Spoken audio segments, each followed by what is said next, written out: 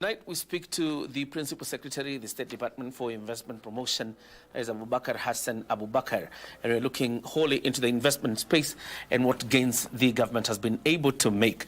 Thank you very much, PS, for joining. Thank you, John. Thank you, John. How is work? Good. How are special economic zones shaping Kenya's global investment agenda? In the global investors, they are looking for an incentivized regime in any country they go.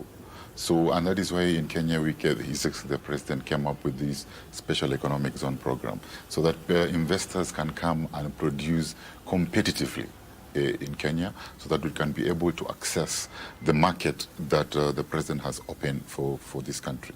You are aware, currently, we have the EAC market and the US market. What the president has done now, he has expanded it to the UK market. We have an economic partnership agreement with the UK, and now we have an economic partnership agreement with the European Union. He has extended it to the comprehensive economic partnership agreement with the UAE. Currently, he has also negotiated for the China market, so that our goods can be able to access the China market. But for us, for investors out there, the global investors, to access this market, they need to come and set up and produce here. So they need an incentive regime that will be able to make them produce competitively and become globally competitive to access this market. Among all the incentives, which ones have proven to be most effective? Comprehensively, the investors are happy with all the incentives that have been granted. What they're looking now is for stability. So these incentives must exist, should not be changed for the next 10 to 20 years. So they're looking for predictability and stability, and that is what we have done last year in our Tax Laws Amendment Act. Although the interpretation of the investors was like, it was mostly limiting rather than making it unchanged. So the president has directed us that this year we must clarify that we are providing that stability. But when you invest in a special economic zone program, one is there is 100% foreign ownership. Two, there is 100% investment deduction. Three, you can repatriate your capital freely. In terms of your production, whatever you are producing, the corporate tax is 10% for the first 10 years, and then after you can go to 15 to 20. In terms of when you are importing things for you to produce, they are not subject to any custom duty, VAT or excise. So whatever you're importing into the special economic zone, you don't pay taxes. Any value addition you do, and then when you export it, there are also no taxes. So all those in totality, they are making our special economic zone program attractive for the global investors. So how do you respond to the political banter that businesses are closing in Kenya owing probably to the taxation regime or the incentives not being so good? You know, in a business cycle, it's like a human being, from birth to death. So any business, one day or the other, will come to an end. And that is why in a business ecosystem, there are framework for business entry, and there are framework for business death, like insolvency and liquidation. So in Kenya, so far for the last 2.5 years, under the President Ruto's administration, we've been able to register business. 350,000 businesses have been registered. 350,000 businesses. Out of that, 500 of them are foreign companies. Okay? And if you look within the 2.5 years, only 160 companies are having challenges, because we have the data. They are under administration or they are financially distressed. So if you should not look at those which are having problems, but look at how many new investments is coming. Having problems is inevitable, not because of the business environment, but because of other factors like you cannot compete. Yeah, maybe there is a mismanagement in the company. Maybe there is a technological innovation that has come up which you cannot match. So there are many reasons why a business can downsize or close, not only government interventions. Yes. Investment has been a key highlight in some of the bilateral engagements between the government and foreign partners. How are these bilateral agreements fitting into the bottom-up economic transformation agenda? All right. So in terms of our economy, for the strength, the beauty about the strength of our economy is that it is diversified from agri to manufacturing and services. And the president has put the macroeconomic indicators in shape. We now have a low inflation regime. We have forex reserves which are very healthy. We have the interest rates are coming down. So the macros are very stable. What we are currently doing, we are just converting now the macros to the micros. So in terms of the areas, the sector-specific areas, what we are targeting is under our bottom-up economic transformation agenda. We have 6 objectives, but one of the most important objectives is creation of jobs. So we are looking for investment in sectors that are labor intensive. So we are targeting, for example, investment in the textile and manufacturing. We are targeting investment in the BPO space, right?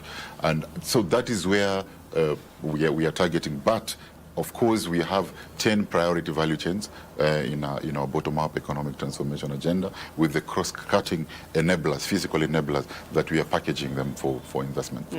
These bilateral agreements, do they come with direct job creation being part of the government's pledge before elections? Yeah. I think, especially in those sectors which are labor intensive. For example, let me tell you, under this administration, the president was to the IAU. He was in the AU, and we met Chinese investors who wanted to set up in Ethiopia. He managed to convince them. They came here. They set up a factory in Machakos. They employed 3,200 youth. With that, they have already expanded into our EPZ site in Athi River. They have built 100 square meters of industrial sheds with a potential right now to create another 7,000 jobs. And now they are expanding to our Muranga EPZ to build more industrial sheds. So you can see the value chain from promotion to an investor setting up to expansion. That is only one. Secondly, when the president was in China, he managed to get another investors still in the government sector. He came here. He set up in Kilifi. It's called Fuhua. He's employing 3,000 youth there, and now he has expanded to another site, the same place, to 10,000 jobs. And I'd like you to now to cover those, because those we can clearly see from promotion to set up to actual expansion. There's another one when he went to China. It's called Zendek. They're focusing on garment for pharmaceutical. They have set up in Tatu City. They are employing 2,000 youth, and they have expanded to their own special economic zone, where now they are in the pipeline of 10,000 youth to be employed. In the BPO sector, you've seen the president went to Tatu City to open the CCI, which was employing a lot of youth in the BPO space. Teleperformance is also setting up in Athi River Special Economic Zone. So those sectors which are labor intensive, that is our focus area. Speaking to you at the creation of the State Department, you were talking about some of the reforms that the State Department will be seeking. Among the reforms that we've been able to achieve in pushing through, which ones have been more effective? Okay, for example, in the tech space, we always, our message out there is that the Kenya is open for business, ready for business, and safe for business. So when you say we are open, the investors in the tech space, they had a restriction, a foreign ownership restriction. When they come, they have to part with 30% local ownership. So the president opened that up. So there's a policy of opening up the area in the tech space, and we're seeing a lot of tech companies setting up in Kenya. To an extent, right now we have been declared a startup hub in Africa. For 2 years in a row, Kenya has been rated #1 in terms of startup funding, and that startup funding is in the tech space. The second reform is for those investors who have already set up here. One of their challenges was how can they get at least some protection for them to build up their capacity. We introduced the levy, where we want to protect them from cheap imports, and that has helped them in trying to stabilize their businesses and retain the jobs which were here. Thirdly, for example, in the energy space, the president has lifted the issue of power purchase agreements. There was a moratorium there, but he has lifted it. He has even opened it up. Right now, you can do captive power for your own consumption, or you can do captive power for an industrial park. So you don't have to get power from Kenya KPLC. So those are the things which we have opened up to attract investments. All right. So how are you leveraging on regional integration to create investment corridors in this region? First, one of our leverage area is that we are the largest economy in this region, right? And that is what we market out there. That we are the largest economy, an economy with 300 million people, and if you invest in Kenya, you can be able to access this market. But bilaterally, we are also engaging with them to remove the non-tariff barriers, because we are a common external. We have a common external tariff. We are a custom union, but trade in between themselves sometimes have custom non-tariff barriers, which we always engage to remove, so that there's free flow of goods and capital and people within the East African region. But even as you talk about the efforts that the State Department is doing, of course, in engaging with countries in this region, how then do you respond to some of the things we've seen, for example, with our neighbors Tanzania, passing laws in parliament that prohibit the investment or the doing of business cross-border? But you guys have been saying that investment are moving from Kenya to that place, and you can see that place is being closed. It's not open for business, right? Because they are putting some prohibition. But that prohibition, we know that it is affecting Kenyan businesses, and we have opted. The approach is we do not want to retaliate. We have opted for a diplomatic way to resolve it. We are hopeful that it will be lifted, that prohibition of business. Yeah, we don't know what's going on there for them to do such a law to prohibit certain businesses, but we are hopeful that it will be lifted. What role does green investment play in Kenya's investment strategy? Green investment, the assessment was done, and we believe that our economy will grow at a higher rate when we attract green investment. First of all, you are aware that Nairobi is the green capital of the world, is the environmental capital of the world. We host UNEP. And also, the president is championing the green transition agenda. This is where climate conversation is happening. We hosted the Africa Climate Summit, and the president came up with three initiatives. One is the Association of Renewables, Partnership for Renewable in Africa. He also came up with the Green Industrialization Agenda Initiative, Africa Green Industrialization Initiative, to fast-track green investment. And third one, he has also come up with a green investment fund supported by World Bank. Right now, we have a seed capital of $40 million. So we want to crowd in the money from other foreign investors to $200 million, so that we can support green investment. So what this administration has done so far, we have already approved the green policy fiscal framework. The cabinet has approved that. The cabinet has also approved the sovereign green bond framework for us to issue green bonds, the treasury bonds which are green in nature. But where we are focusing on is in the opportunity for investment is on the renewables. Our renewable energy, and two is in the transport sector. We are targeting the e-mobility sector. So we already have approved the e-mobility policy, which we have seen now a lot of uptake for green cars. I think it almost 100% increase. So that is where we are going, targeting the renewable energy, transport sector, and the waste to managing of waste to energy. How does the State Department engage the private sector and act on some of the feedback that comes from these engagements? In fact, this State Department mandate, one of its mandates is to continuously engage the private sector to identify challenges to be addressed and opportunities to be unlocked. So what we do after engaging them, their issues can either need three types of intervention. It can either be a policy intervention, a legal intervention, or an administrative intervention. For those legal interventions, so far we have put all their issues in the Finance Act of 2023, the Tax Laws Amendment Act of 2024. In 2024, we also had a Business Laws Amendment Act, and we have another Business Laws Amendment Bill at the Senate. The President, last month, after the presidential roundtable, he had said we need to fast-track another Business Laws Amendment Bill for this year so that we can be able to address those issues. So we engage them on a continuous basis, but mostly we engage the private sector associations at the centralized level. Now the President has directed us to disseminate that. And under the guidance of the Minister, we have come up with a program called Boresha Biashara Mashinani. The inaugural one we've started in Nakuru. So we want now to go to the ground, to the counties, to listen to the businesses themselves, business people themselves, business community, rather than their business association. So that now the next presidential roundtable will be, the issues will be comprehensive enough for strategic intervention.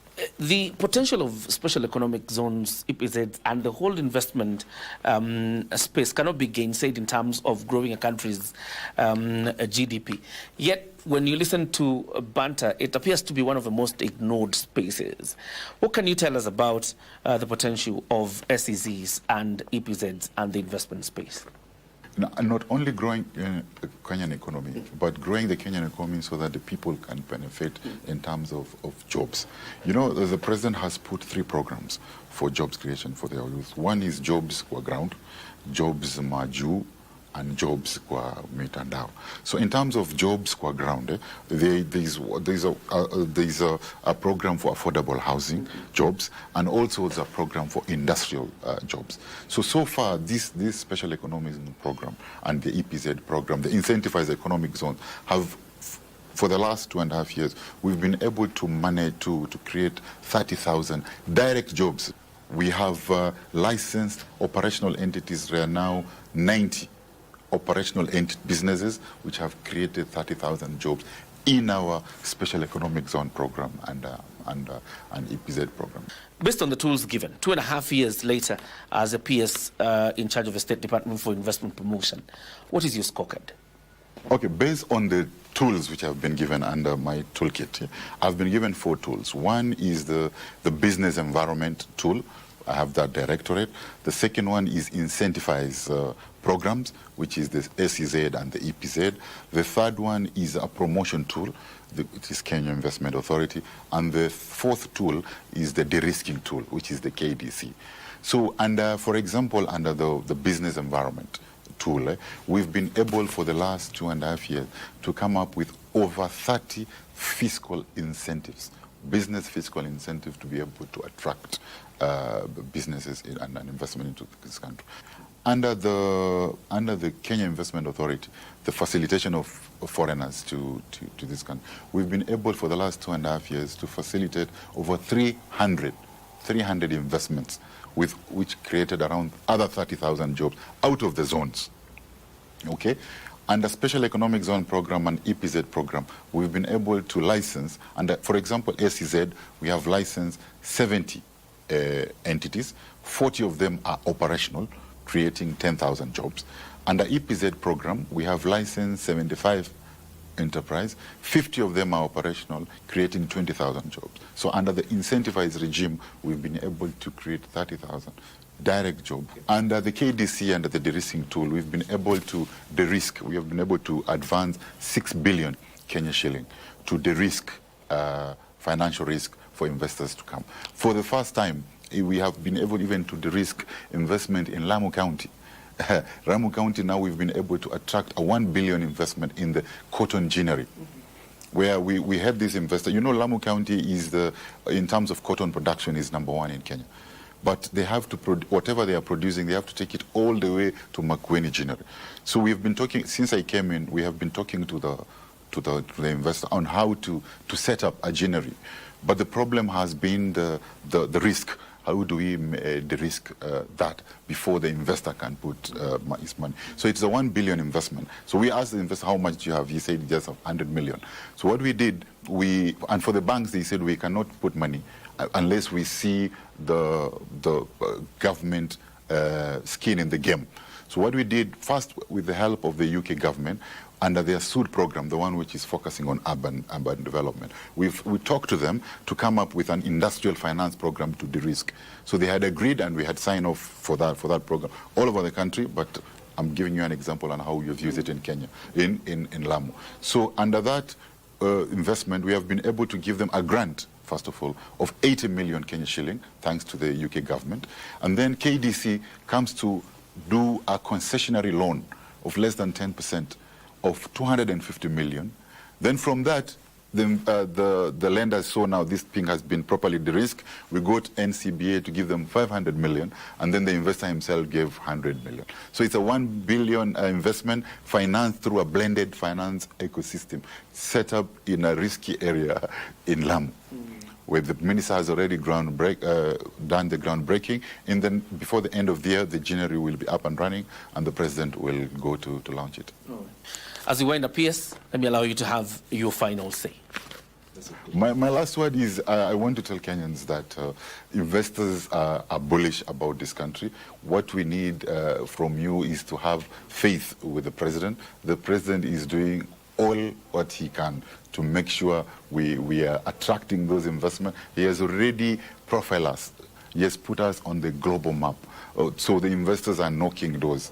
Please, let's not scare them away. To tell them that this is the place to be. Let them come, put their money and create jobs for you Kenyans. And this is how we put a cap on our interview on Prime Edition. We've been speaking to the PS Investment Promotion, Abubakar Hassan Abubakar, and as you've heard, I have an assignment to do. I will do it.